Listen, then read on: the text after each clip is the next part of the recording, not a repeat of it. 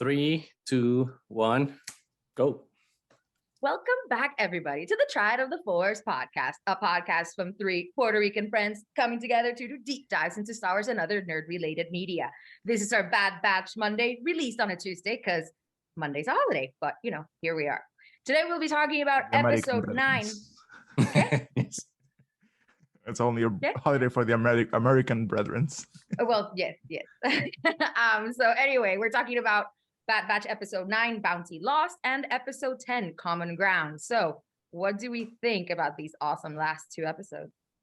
Hey, I think one was superior to the other one. Obviously, I enjoyed both, but as a kind of global opinion on both, I think Bounty Lost was a bit of a better episode than Common Ground, just because it was laying some foundations of things we might see in the future and some some connective tissue, right, to like other Star Wars media, like maybe The Mandalorian, Rise of Skywalker, or the Book of Boba Fett. So I think it did a lot of good world expansion, because I mean it's not world building, the world's already built, but world expansion. Whereas Common Ground, not to say that it was a bad episode, I think there were some interesting things that were discussed in it. I just think it was kind of surface and retread of some of the things we've already seen in the show. I kind of went back into the formula of like doing the thing, the mission of the mission of the week type of thing, and kind of placing the Bad Batch against in a situation where they have to reevaluate like who's a friend and who's a foe. So again, interesting, good episode. It was a lot of fun, but I felt it wasn't as strong as Bounty Lost was. So those are my general thoughts there. Yeah, I mean, I guess like my Bounty Lost was kind of like that finishing arc episode of like, or the beginning of that arc in the way what's going to develop. So it was more exciting, and you had the mind will go elsewhere, like, okay, what's going to happen next? What's happening? Now we know that who Alpha is. We had an Omega, now we have an Alpha. Like it's like those little things that you start like as a fan might be like more intriguing. The second episode I really enjoyed it. It felt more like that video game type, like, oh, there's like the stealth video game you like going through like. So in a way, it was fun. It felt like they were like going like I'd remember me, remember me. I remember me, Coco. different podcast. I got teary-eyed all of a sudden thinking of the Coco scene. I'm sorry. Yes, so again, like an amazing movie, Pixar. Pixar. Keep doing what you're doing, but it felt like the big, like the scenery and everything. It felt like playing through like a Zelda game, and like that it was fun. They had that questioning again, like, oh, we're now saving a separatist, the ones we used to fight all along. But it wasn't story wise. It didn't like push anything forward apart from establishing, which I don't think they needed, that Omega can take care of herself. They already established it, exactly. That's already established. So it was just like an extra, like, oh wow, Omega took out their debt. Like, how fun. Like, yeah. But I can't complain. Like, how about you, Nani? Yeah, I actually thought that Common Ground was a really fun episode. Obviously, it didn't have as much steam as Bounty Lost, because it also had those two episodes right behind that. It was but it had episode 7 and 8 behind it, so it felt more like a complete arc. And you're looking forward to what's going to happen. You don't know if they're going to drag out the whole Omega kidnapping. So I was actually really excited that they just resolved it there, because I don't think my heart could have taken a long, prolonged, what's going to happen to Omega, where is she, blah blah blah. So I was really glad they resolved it. The episode was really good. Common Ground it was really fun to watch, because it did feel like a video game that I would suck at, because I'm terrible at stealth missions. Like, my vision of the game would have been like, from the moment that everything goes to shit, that's what would happen to me. That was the beginning. Exactly. I do always like when they do the different sides of separatists, because it's something that Clone Wars did really well. You always kind of see the separatists as the bad guys, but I mean, the common people had no idea that they were just like being controlled by Palpatine. Right, To they're this just war living that their was lives. unnecessary. So it's always good to see those different perspectives. And especially this time when you have Echo, who, you know, suffered directly at the hands of the separatists. And he's the one more adamant about like, no, I don't want to save a separatist. Like, this is not okay. But you can see that even Echo gets to see a glimpse of the other side. And this is how you start to bring the rebellion together with both sides of the Clone Wars, like coming together against the Empire. So that's always good to see. But I mean, it has been done before.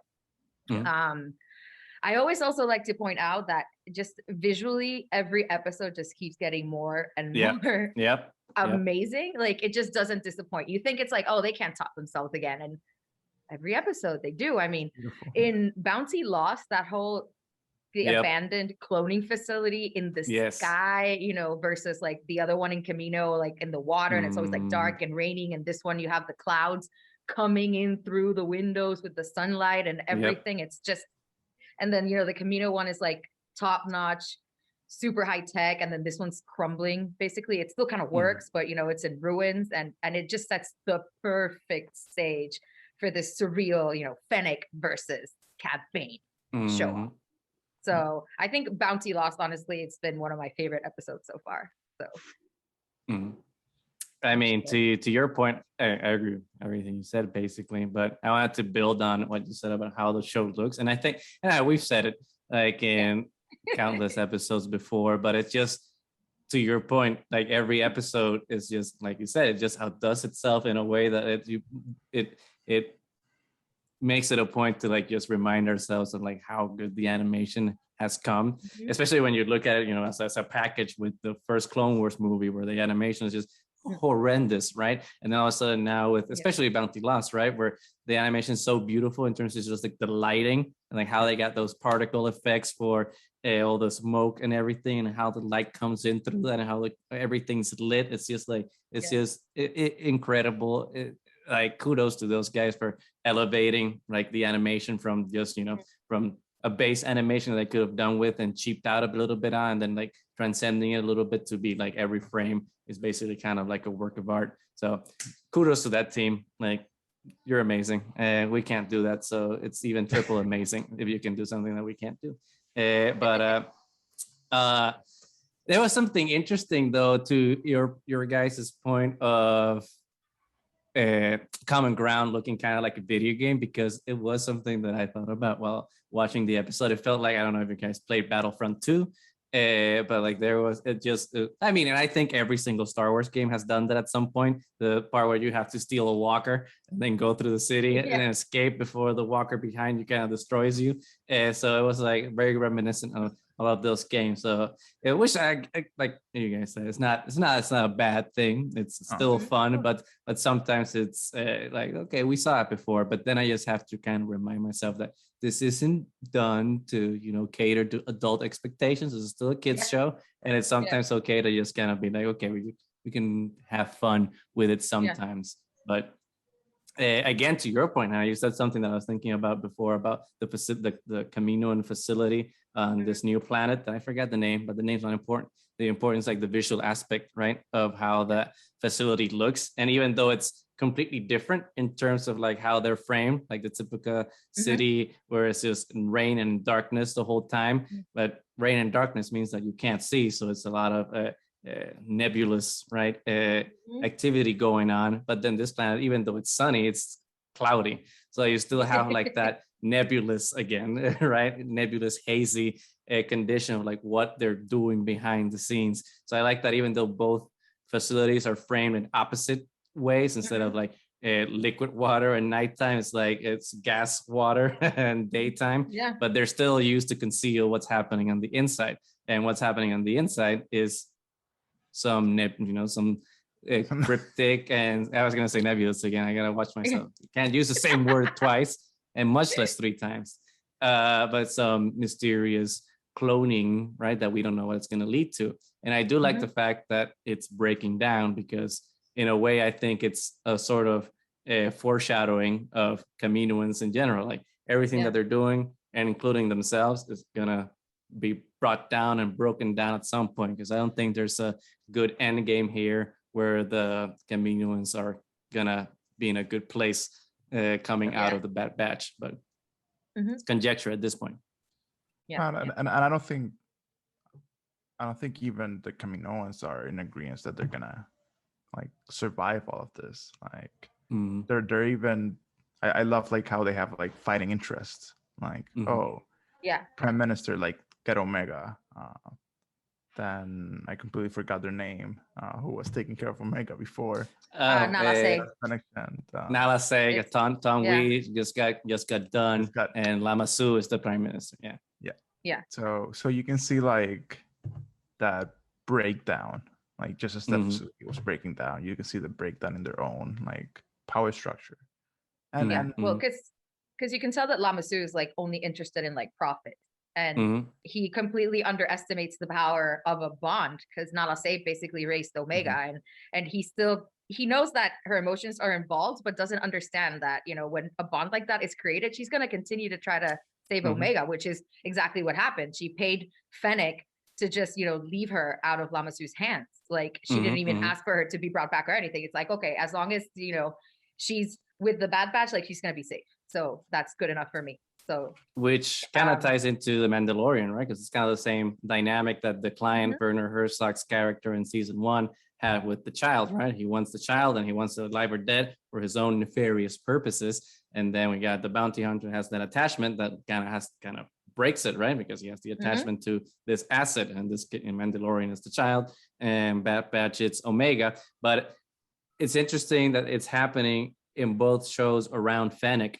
So I wonder, like, if the things that Fennec is going through on the show with Omega kind of influenced why she does what she does in Mandalorian and helping Din rescue the child with Boba Fett. I wonder, like, if we're gonna, you know, I mean, I think it's purposefully symmetrical, but I wonder if we're going to kind of tie the thread in a more concrete way in the Book of Boba Fett with like some flashback or anything. Because I feel we're not going to see Fennec anymore in the Bad Batch. Kind of felt like in that episode, it tied up her story, saying like, okay, if you need me, you know where to find me, and I'm off. I did what I needed to do. But they left the Cat Bane thing kind of open-ended in a way where I'm not sure if he's going to come back in the show, or if it's like, okay, we're opening it up to go into Book of Boba Fett, where he's going to have some showdown with Boba Fett there, in a flashback or something, or even in Bad Batch, he's going to have a showdown with Boba Fett because he comes in to rescue his sister. I don't know, but I feel like there's going to be something that connects those 3 shows, not just thematically, but with some common storyline. But we'll I think so. Just to your point, because when they've done such a good job with Fennec, like every time she meets Omega, it's like the only person you can trust is yourself. Like this like fierce need to like just be independent and don't trust anybody, which really makes me so curious about how the bond with Boba Fett came about. So I think that's going to be very interesting to watch. I really like, we already mentioned Boba, so I'm really, really hoping that he shows up in the show. What Mo was saying, Alpha and Omega. Boba was Alpha, the beginning and the end. They're like mirror images of each other, one male, the other female. Boba was raised, you know, by Jango Fett as a son. Omega was raised as property. She had not say to take care of her, but she was still treated as property until she met the Bad Batch. And then now she has people taking care of her, and Boba didn't after his father was killed. So, and then he had to survive on his own after this, pretty much the same age that Omega is now. So it's like this great juxtaposition of like, you know, the Alpha and the Omega. And it's going to be really interesting to see them together and to see if maybe in one of the shows, or we don't know what's going to happen, if we see Omega as an adult and how it compares to like what she turns into versus like what Boba became. So I think that'd be really cool, but obviously we don't know what's happening. Yeah, we can see a grown-up Omega in the Book of Boba. I hope so, because I really don't. I mean, we must. It's like she's like the child, right? She's like Grogu. We must protect her at all costs. I don't want her to. I don't want anything bad to happen to her. I want Hunter to have you help seen and protect product her. placement for that popcorn they're gonna sell at Disney? Yeah. Like, no, I haven't seen. I hope to see it for myself in person though, because like I'm really looking forward to, you know, now that we're all vaccinated and things are kind of coming back to normal, kind of, you know. If you're not, get vaccinated. Please, and both doses. Don't skip those. That's not how it works. Do both, and remember, we might need a booster shot. So keep listening to the CDC. Anyway. But no, Omega really has been like a revelation. She's this character she's been so resourceful. She can take care of herself. She's super strong, but at the same time, she's like innocent and sincere and vulnerable. And it's been such a breath of fresh air having this character and following her around on her adventure. So it's been really, really exciting to watch. Although I don't believe what the information that the Bad Batch found, that she's like a pure genetic copy of Django. I still think that there's they're gonna sprinkle a little something special. I still think that she, is force sensitive, and that there was some adjustment that they did, which is why she's the last one, because she's like the perfection, the final version, or the final, or something. Because there has to be a little extra twist, because otherwise, if she's exactly the same, then why is she special? You can just, I don't know. Because everybody can be special. Well, that used to be true until the Rise of Skywalker, because they were saying, don't get me started with The Last Jedi and Rise of Skywalker. We were going in that direction with The Last Jedi, but then came crashing down. Everyone's related, and you're not special unless you're related to one of 3 families. But it's okay. We're breaking a little bit away with that now with the High Republic and stuff. So we're doing some strides there, but I'm sure Omega's got a little extra, and that's why she's Omega, because otherwise she'd be like Beta or Theta or something like that. It's like I think there's a thematic importance to doing that symmetry with the naming, with the Alpha and the Omega. There's got to be a little something more there. There could have been versions in between that were considered broken, failed, and that's why you only hear about Alpha and Omega. So who knows? But it's interesting that that seed was planted, and now we get to find out what's gonna happen with it. So what did we think about the Fennec and Cad Bane showdown? I mean, I love me Cad Bane. I love Cad Bane. He's my favorite bounty hunter, and I mean, Fennec Shand is growing. I mean, I've always liked her in The Mandalorian, but like obviously now with her showdown with Cad Bane, respect keeps going up. So I think it was great, especially with what we were talking about in the beginning, with how the environment framed the fight and how they were, in light with the flamethrower, but with the clouds, and then how the fight then moved into darkness, so it becomes more intimate with the clone vat things casting that green light. So I think it all, like the environmental, framing of that fight just like elevated it to a point where I think it's just like, hey, Fennec, you might be on the same level as Cad Bane at this point. We just need Boba now to show up to see, okay, who's the best of the 3? Who's the who? Yeah. I mean, I love that Cad Bane was just like, you don't even have the experience to take me down. And then she just, kept up with him. I mean, I would like to say that it was a draw just because Cad Bane is, to me, considered the best, but it wasn't really. Fennec had that because she was able to like get Omega away. She got herself away, sabotaged Cad Bane's ship, and Cad Bane lost the credits too. So Cad Bane is like, ship destroyed, lost credits, lost bounty. So even though the actual fight, she like ran away at the end, she still came out on top there. She was doing like creative thinking. She was doing creative thinking, and Cad Bane's just used to doing things the old way, and like he's he's an old horse, an old dog that's trying to learn new tricks. But Fennec is she's a fox, right? Fennec is Fennec is the type of fox, and fox are cunning, right? So she was able to outsmart this old dog in his own at his own game. So good for her. But I was seeing on Reddit, like that Cad Bane had like a metal plate now, and that could be like, was that like the fight with Boba? Yeah. Like, and are we gonna get the flashback? Because then that's a change on Cad Bane from Clone Wars for sure. Exactly, because he didn't have the plate. I hope in a way that we don't get the fight in a flashback on Bad Batch, just because we got it. We got an extremely similar showdown with Hunter. but I do wish that we get it as a flashback in the Book of Boba Fett, like the live action version of it. You just want the live action version of it.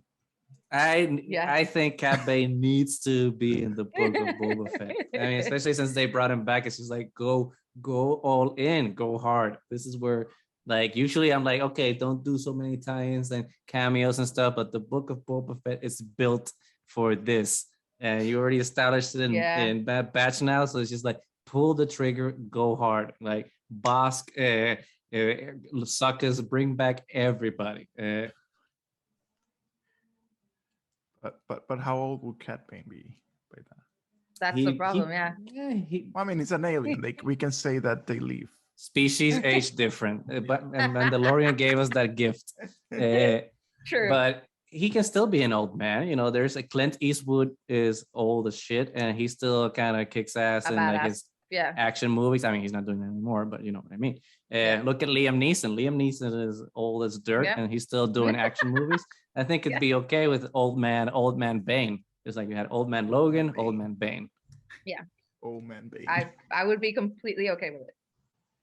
Yeah, like, you know, he's got a little stubble and stuff, and you know, he's in retirement. He needs to wear a little knee brace or something. But it's like a cane.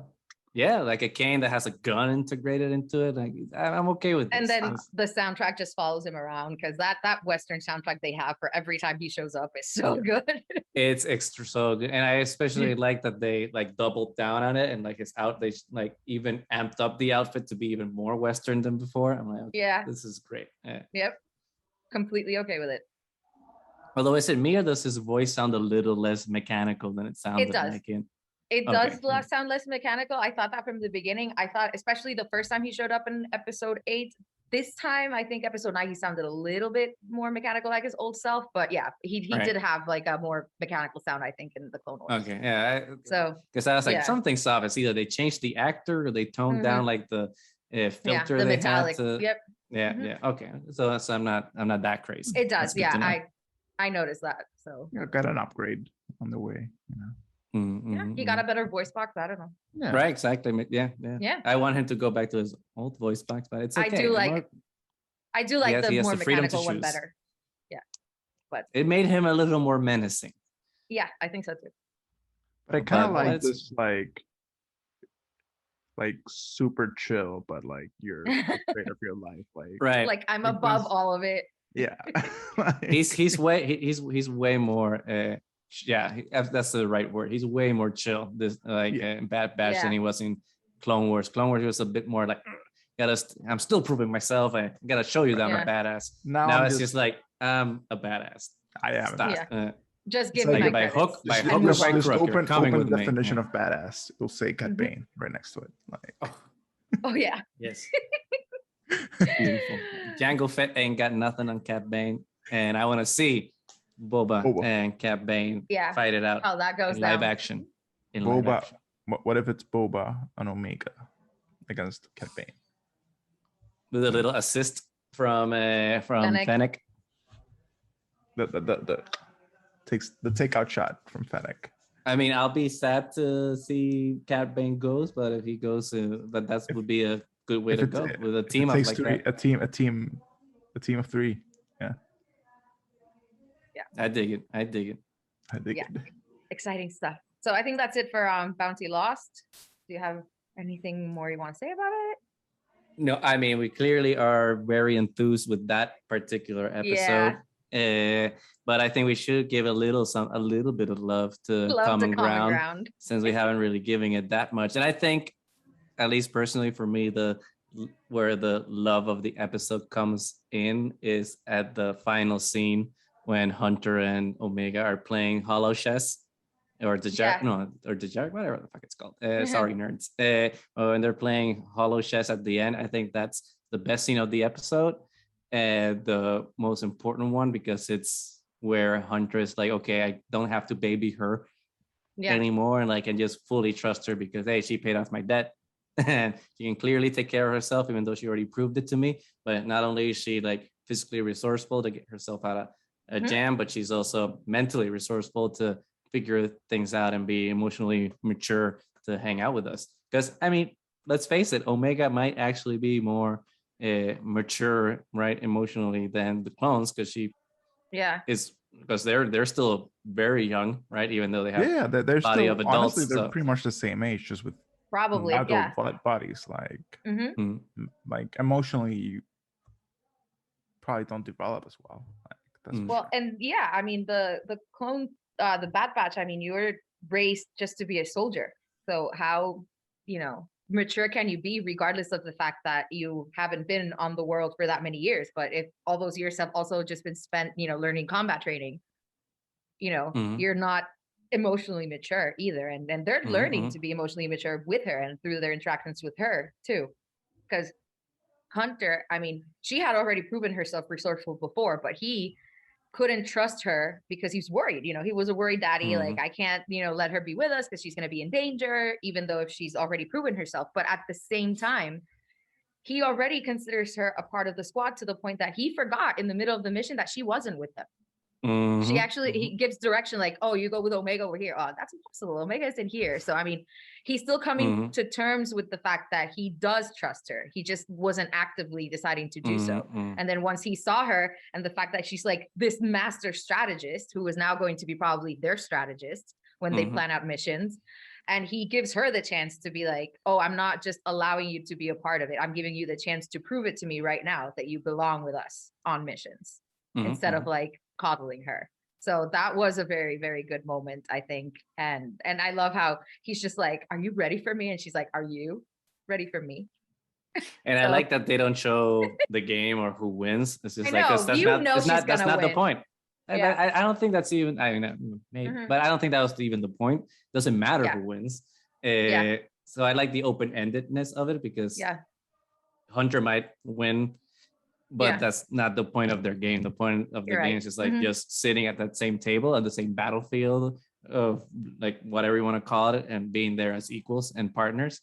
So I appreciate that, you know, not everything has to be like black and white and like who did what and this is the result. And sometimes like what is the actual meaning behind like the action that we just took. And I think that was the best part of that. And the fact that, you know, she was able to pay off their debts kind of shows that she could do what they couldn't, like, because they were doing it the right way, right, by taking the jobs, but she was able to kind of get on Sid's good side and do it on the side and be more impactful towards the gains that they were all getting from their missions and whatnot. So which ties back to like how video gamey that whole episode is, because if you play a video game that has like a side quest with a job that gives you money, you're gonna spend like the next 2 hours like rigging that doing thing until you get all the credits you want to buy your stuff. So it's funny. But it's a great ending. I loved it. Yeah, I mean, and you frame it like with how the previous episode ended, and it's like her crying, like reunited with her family and like feeling really, really vulnerable. Like, I don't want to be alone. I'm putting you guys in danger because, you know, there's bounty hunters after me, and, you know, Hunter having to promise her that she isn't going to be alone. And in this one, she's like empowered and, you know, like proving herself a part of the squad and that she's not helpless. And she can actually not just be part of their family, but actually help them out and be a part of the squad purposefully. So, you know, those two endings I thought were really good there together. So. I promise you're not going to be alone. Next time, I'm just going to leave you alone. Next time, I'm going to leave you alone with Sid. I mean, it's he didn't lie. He left her in the. It's one of the parent things, right? Where you're like, you're doing what you think is the right thing at the time. And sometimes what might be the best thing practically isn't the best thing emotionally, right? Because sometimes, you can be physically safe, but what you need to be is emotionally protected. And the two sometimes are, you know, in opposition to each other. So I think that was kind of the lesson, right? That Hunter is learning, just like Din was learning that in Mando too, to an extent. But we didn't have the nuance in Mando of like knowing what Grogu is thinking to kind of see how they can have that conversation, because he can't speak. But I mean, clearly Hunter was also terrified. Like, he went into his fight with Cat Bane super confident and got destroyed. His ass whooped. So he was probably also doubting his own ability to protect Omega, not just her ability to protect herself, but his ability to protect her too. So, I mean, right. It happens, but he, I think he learned his lesson now. So we'll see what's going to happen now moving forward. And I think that was the common ground. We might be tempted to kind of just go hard and think that the common ground is between was about the separatists and the Bad Batch, finding that they have a common enemy now, and like how things have shifted, which I mean, I think it's also true, but that's kind of the surface, right? The surface meaning of the episode. That the common ground is more like finding common ground between ourselves, right? Because it's a human relationship between Hunter and Omega, not the relationship of conflicts, right? But my 2 cents on common ground. Yeah, it was good. I also did love how when like Hunter's admonishing like Omega for, making a spectacle of herself, and Wrecker just gets pissed. Like he just like bumps into him, gives him the stake eye, like talk to her. Don't just do this. Wrecker has the biggest emotional maturity of all of the Bad Batch. Agreed. People like to shit on Wrecker that why did they make the big guy the dumbest guy? I don't think he's the dumbest guy. He's just he has his maturity, his emotional maturity. Maybe he doesn't know how to do advanced calculus, but do we all need to be advanced calculus? So I think it's better to be a more empathetic and sympathetic human being like Wrecker than maybe like what's his fucking name? I forgot. Like Tech, who's like extremely smart but completely detached from his humanity, in a sense. So Wrecker's the best. He's the best uncle. Gets her that popcorn. Besides, he knows what he likes. He likes to blow things up. He enjoys it. He does it. What's the problem? And he embraces it. Yep. Yeah. How more? What else can you expect? Like it's like Drax the Destroyer. He's absolutely in tune with who he is and his humanity and whatnot. Yeah. It's like I don't know. I like it. What's better than being self-aware and embracing it? Exactly. Yeah. So exactly.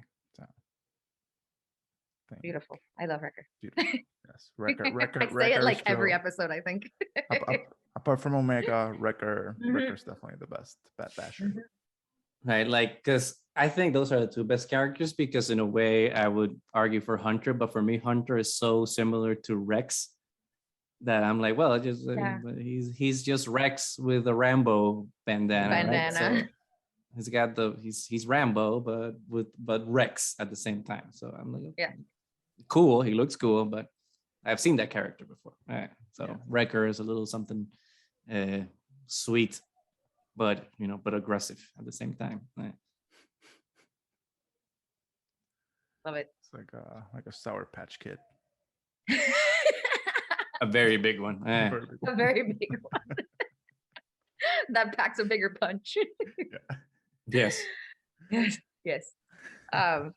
But anyway, I think we've covered both episodes pretty well. I don't know if you guys have anything more to say about it, or only that I'm looking forward towards the future. We're past the hump, so we're episode 10, so only 6 episodes to go, if I'm not mistaken. So things are only gonna get better here. Probably. Yeah. Unless they do like 2 arcs. So we'll see what the future holds. Yeah, this show has been way more than I was ever expecting from it. Yeah, absolutely. Only positive outlooks from here to see how they develop the rest of the story of our little Bad Batch family. So very excited to see what happens next. Yes, very much so.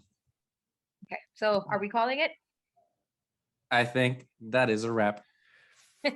Well, everybody, keep enjoying watching Bad Batch with us. We are Triad of the Force. You can find us on Twitter. You can find us on YouTube. You can find us anywhere that podcast can be found. Just search Triad of the Force. We have t-shirts. We have, not this things, one. So that's funny too. It's like, maybe not that one. Yeah, maybe not that one, but mine we do have. So just, like, subscribe, ring that bell, and let us know if you like us or not. Either way, we are signing off. May the Force be with you.